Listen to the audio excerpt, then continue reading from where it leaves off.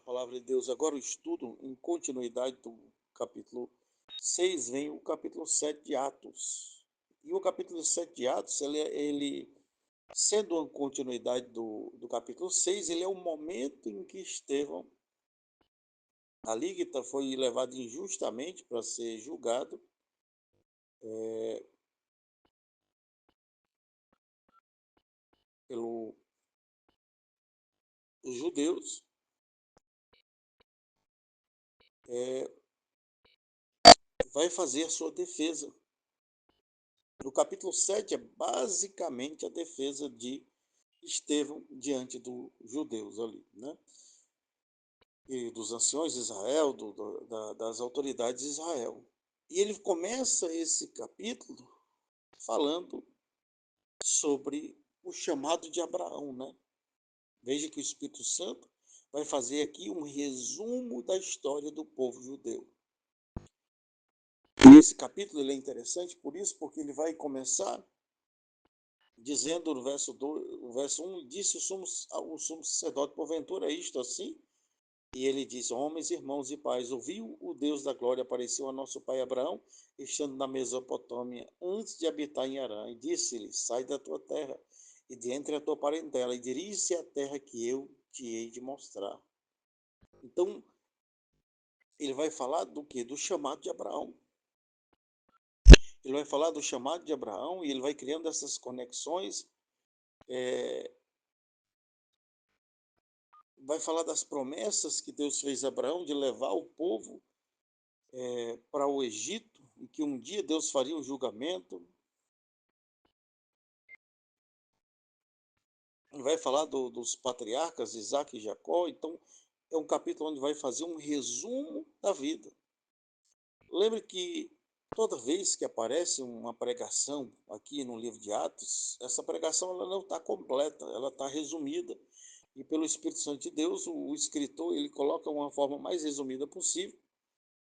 E aqui a gente vai entender que a pregação foi longa e foi por partes, em sequências, a gente cronologicamente. Ele vai passando de Abraão para Isaac, para Jacó, chega em José, de José ele vai passar por Faraó, e a época ali de Moisés. De Moisés ele vai falar da travessia ali do chamado de Moisés, da travessia do Mar Vermelho, do pecado do povo, no verso 41, com bezerro de ouro, e dos problemas que Israel causa ali com outros deuses, e fala de Davi, que achou graça diante de Deus. Ele diz no verso 46, que achou graça diante de Deus e pediu que pudesse achar o tabernáculo para o Deus de Jacó, e Salomão lhe edificou uma casa. Então ele vai falar do templo,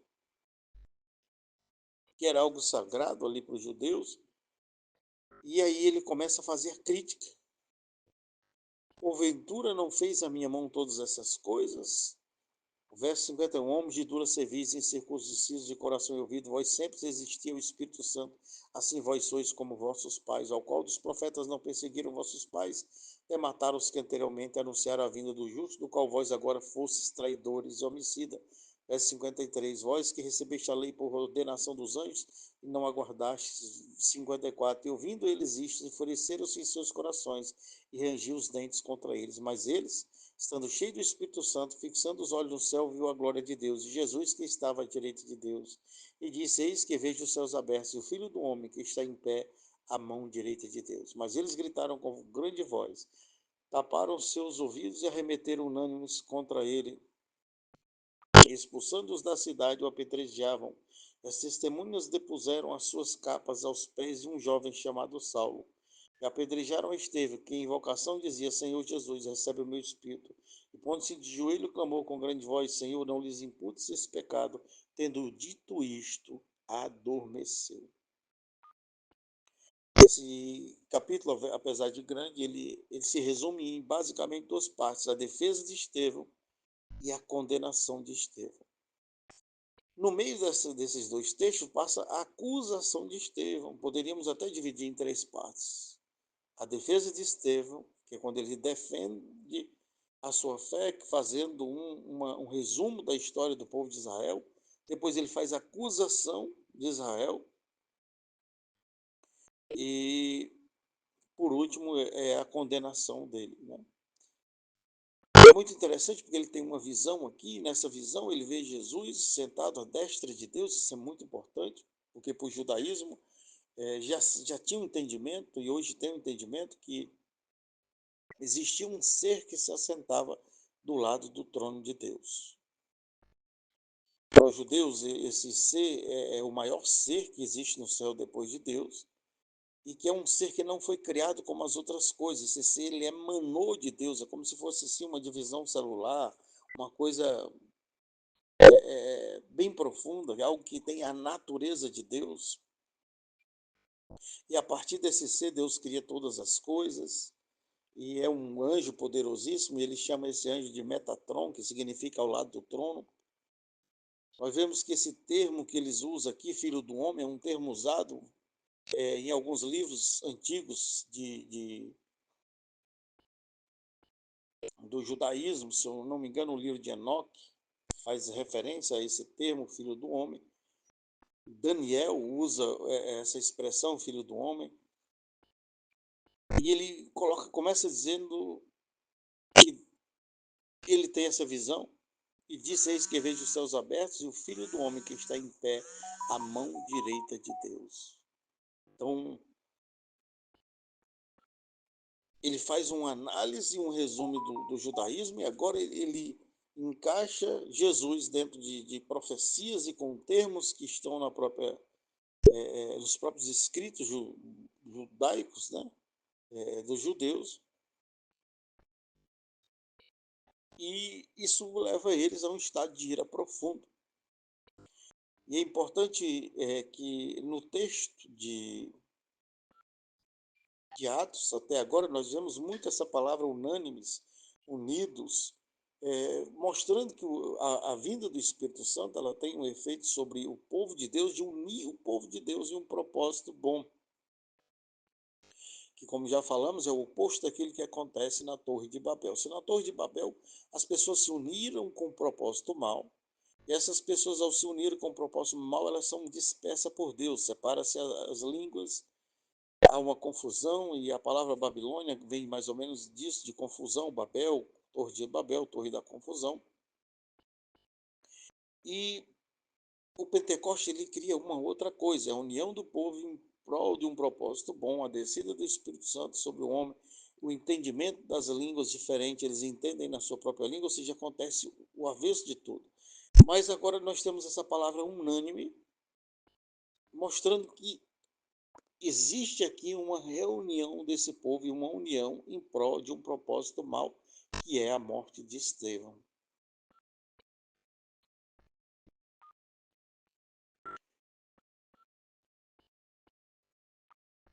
E matam Estevão apedrejado. E aqui aparece a primeira vez a menção de um homem que vai ser o grande homem do Novo Testamento, chamado Saulo, né? Saulo de Tarso, que depois vem se tornar o apóstolo Paulo. E diz que eles apedrejaram Estevão, que em invocação dizia: Senhor, recebe o meu espírito. E pondo-se de joelho, clamou com grande voz: Senhor, não lhe impute esses pecados. E tendo dito isto, adormeceu. Um homem cheio do Espírito Santo de Deus, e nós podemos ver a característica de pessoas cheias do Espírito Santo de Deus, é uma pessoa que tem um grande conhecimento da palavra de Deus. Aqui é um aprendizado para nós. Veja que um homem cheio do Espírito Santo de Deus, o que ele fez? Ele fez um resumo da Bíblia diante de uma defesa. O Espírito Santo trouxe à memória o resumo da Bíblia, mas eis que esse resumo da Bíblia já estava na sua memória. O Espírito Santo faz com que ele lembre disso. Então, nós vemos que uma pessoa cheia do Espírito Santo de Deus é uma pessoa cheia do conhecimento da palavra de Deus. Então, é contraditório muitas vezes quando a pessoa diz que ela é cheia do Espírito Santo de Deus, mas tem preguiça de ler a Bíblia. Está cheio de profetas assim, que dá profetadas, tudo fala em línguas, tudo pula, grita, mas quando você pergunta algo sobre a Bíblia, ela diz: não, irmão, eu tenho preguiça de ler a Bíblia.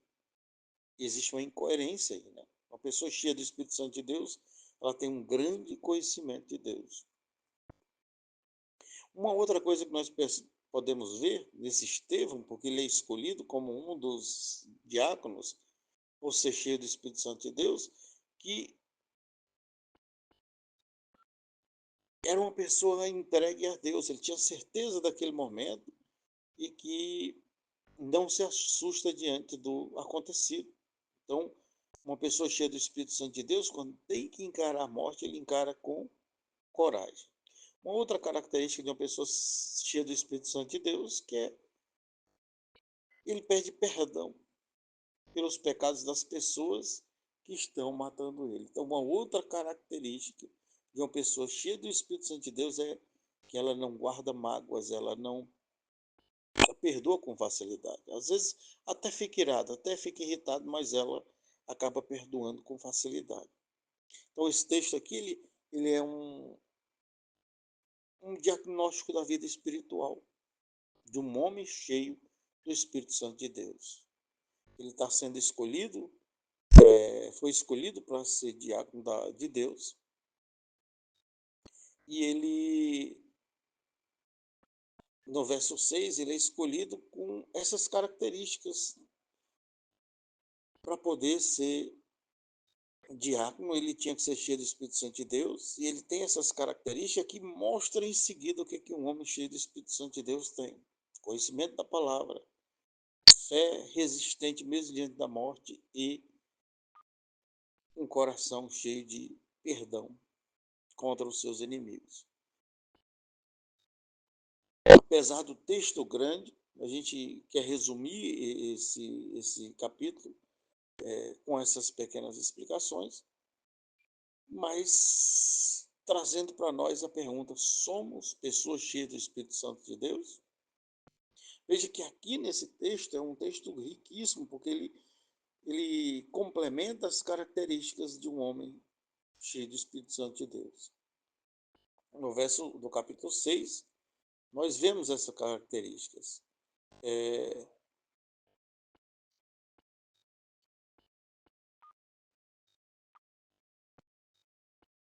Veja homens cheios de fé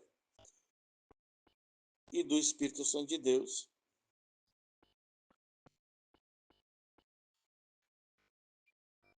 E o verso 3 vai dizer: escolhei, pois, capítulo 6, verso 3, pois irmãos, entre vós, 7 homens de boa reputação, cheios do Espírito Santo e de sabedoria. Então, Estevão tinha boa reputação, era cheio do Espírito Santo e sabedoria. E aqui nós vamos manifestar essas coisas. A sabedoria que ele tinha no conhecimento da palavra, se aprofundava na palavra de Deus. A pessoa que tem o Espírito Santo de Deus, ela quer estudar a palavra de Deus, ela quer entender a palavra de Deus. Ela tem boa reputação, ela é cheia do Espírito Santo de Deus. E quando é posto à prova, as coisas se manifestam. Veja que o conhecimento que ele tinha aqui, da palavra de Deus, se manifesta na pregação que ele faz em sua defesa. Depois, em sua resiliência, em sua resistência perante a morte. E, por último, o seu amor, mesmo diante da morte, ele não queria a condenação dos inimigos, né? Ele perdoa, ele faz algo parecido com Jesus. Não lhe imputes essas faltas. Jesus diz: perdoa, porque eles não sabem o que fazem. Então, é um capítulo riquíssimo, aconselho você a ler com calma e depois ler toda a história de Israel: Gênesis, Êxodo, Levítico, Número e Deuteronômio, toda a história de Israel ali no Velho Testamento. É muito importante que o cristão faça a leitura da Bíblia toda uma vez por ano, todos os anos, porque isso é riquíssimo. Depois do terceiro, quarto, quinto ano, você está profundamente conhecedor da palavra de Deus. Fica muito fácil você fazer um curso de teologia, fica fácil você se aprofundar em conhecimento. Um dos grandes problemas hoje da igreja é a falta de conhecimento bíblico. E aqui nós fazemos a referência à importância do conhecimento bíblico. Quando Estevão ele faz um resumo aqui da história do judaísmo, a história da Bíblia, passando por vários livros importantes da Bíblia, isso chama a nossa atenção, que nós precisamos disso. Os judeus, eles leem o livro sagrado dele todos os anos, né? A Bíblia deles todos os anos. Eles só têm o Velho Testamento, mas eles fazem essa leitura anual. A Torá, ela tem uma sequência de leitura, são os 5 primeiros livros da Bíblia, mas eles fazem a leitura, né, do seu livro sagrado todos os anos. Isso é muito importante para você criar conexões entre partes. Uma época eu participando de um grupo de debate religioso, onde tinha pessoas que eram judaizantes, que acreditavam no judaísmo, eram cristãos que foram para o judaísmo e outras crenças ali, e a gente debatendo sobre a Bíblia, a gente percebe que a maioria deles não leram a Bíblia toda. Então, às vezes eles têm questionamento contra a palavra de Deus que já está respondido na própria Bíblia. Um dos grandes problemas hoje da igreja é dizer que a igreja não construía templo, que Jesus pregava na rua. Jesus pregava também na rua, já existiam o templo e as sinagogas onde Jesus pregava, e nós vamos entender que a Bíblia diz ali em João que ele veio para os judeus o rejeitaram. Então, o objetivo de Jesus não era vir construir templos, porque já existiam os templos onde ele iria pregar. Os apóstolos aqui, eles estão pregando nos templos, né? No templo e nas sinagogas e nas ruas, nas casas. E eles estão vivendo um período muito crítico, porque eles estão debaixo do Império Romano, e o Império Romano ele tinha uma característica, que o imperador era um deus. Então, ter uma religião monoteísta, como era o judaísmo e o cristianismo, era muito complexo num país como esse, onde tinham que adorar um deus que era o próprio imperador e outros deuses. Então, ter uma igreja no espaço onde imperava o judaísmo e o Império Romano era muito complexo, porque de um lado você tinha os romanos como inimigos e outro próprio judeu, que não queria uma religião saída do próprio judaísmo ali e que estava crescendo. Veja que aproximadamente existia em Jerusalém 60 mil pessoas, 70 mil pessoas ali. Eles acreditavam às vezes que 100 mil. Na época das festas, aí, como Pentecoste, chegava a ter 100 mil, 200 mil, 250 mil pessoas. Dependendo do historiador, eles chegam a esses números, mas veja que uma população que normalmente era de 60, 70, 100 mil, e que de repente 5, 10 mil pessoas passaram a professar uma fé saída do judaísmo, ou seja, a maioria judeus se convertendo a uma outra religião, mesmo que nós explicamos que o cristianismo é como vocês observam a borboleta e que fica ali no casulo e de repente se transforma na borboleta, é mais ou menos isso que acontece com o cristianismo. O cristianismo é a borboleta, o judaísmo é o casulo, são fases diferentes do mesmo processo, né?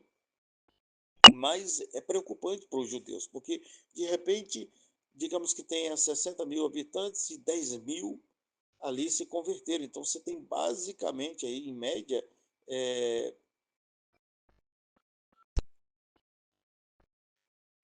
10, 15% aí da população é,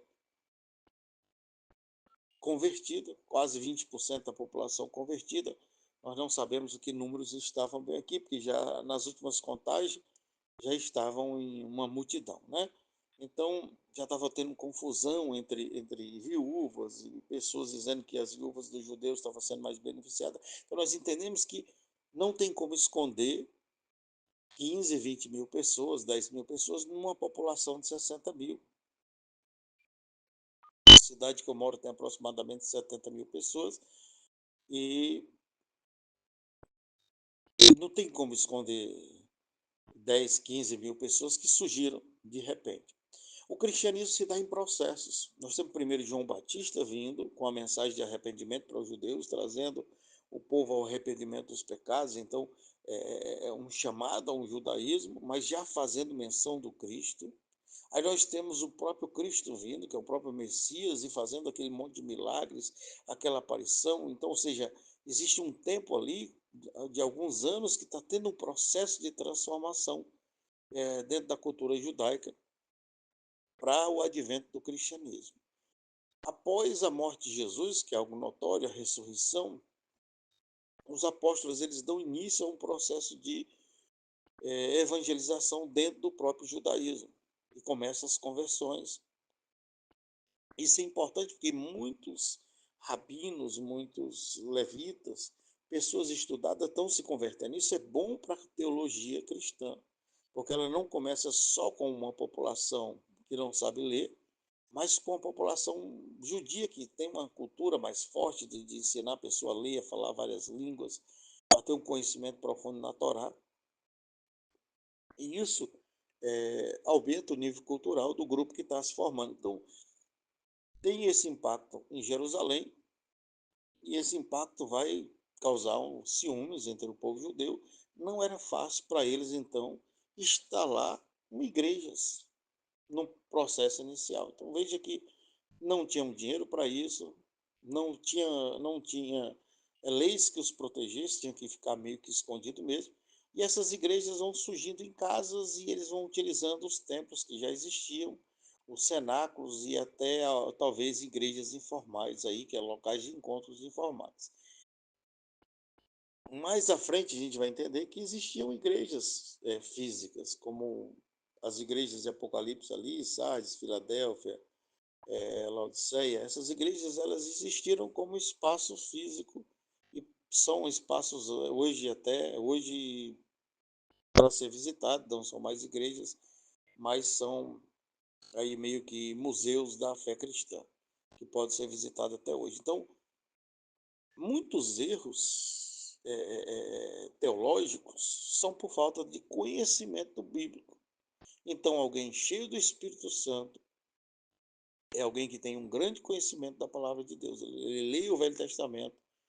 E quando eu falo Velho Testamento, não estou me referindo a que passou, mas a gente sabe que alguns rituais passaram ali.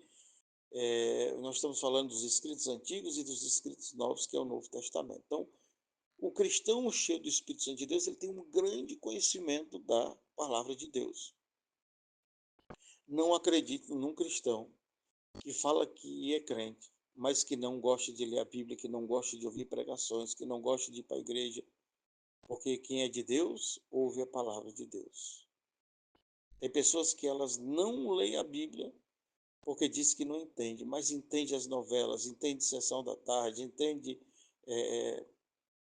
os filmes, as séries. Eles são conhecedores de tudo menos da palavra de Deus. São incapazes de ler, são incapazes de ouvir pregação. E hoje está muito fácil, porque no YouTube e nas redes sociais está cheio de cursos grátis, cheio de pregações em sequência. Hoje é possível estudar livros inteiros através de pregações que tem no YouTube, como nós estamos fazendo agora de uma forma bem simples.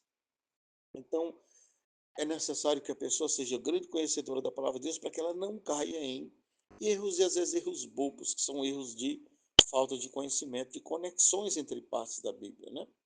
Porque às vezes você vai ter um versículo do Velho Testamento que vai iluminar um versículo do Velho Testamento, ou o contrário, para que você tenha um entendimento melhor da palavra de Deus. Então, quando você lê o Novo Testamento, eu aconselho até você começar a ler a Bíblia pelo livro de Mateus, e você vai até o livro de Apocalipse, e depois você começa Gênesis, porque você vai encontrar esse Cristo que você encontrou no Novo Testamento, você vai encontrar ele no Velho Testamento e na sequência de profecias, e é muito bom criar essas conexões, porque você vai entender várias coisas que tem na palavra de Deus. Então, a partir do momento que você entende, o Espírito Santo paira sobre a vida, você é como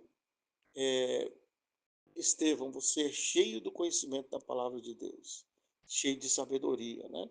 Cheio do Espírito Santo de Deus. E uma pessoa cheia de conhecimento de Deus, cheia do Espírito Santo de Deus, ela tem as características que Estevão tem. Essa é a grande mensagem dessa parte do livro, conheça a palavra de Deus e seja cheio do Espírito Santo de Deus. E talvez você, não queremos que isso aconteça, mas o primeiro mártir aqui do livro vai ser Estevão. E aqui vai surgir um personagem interessante, que é o personagem Saulo, né? Que compactuava com tudo isso que estava acontecendo, e esse Saulo ele vai passar por um processo de conversão.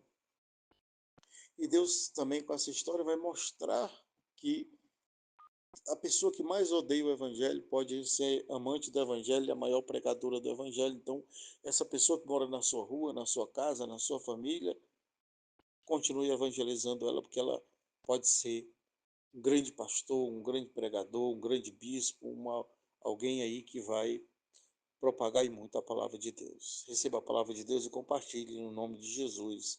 Amém, amém.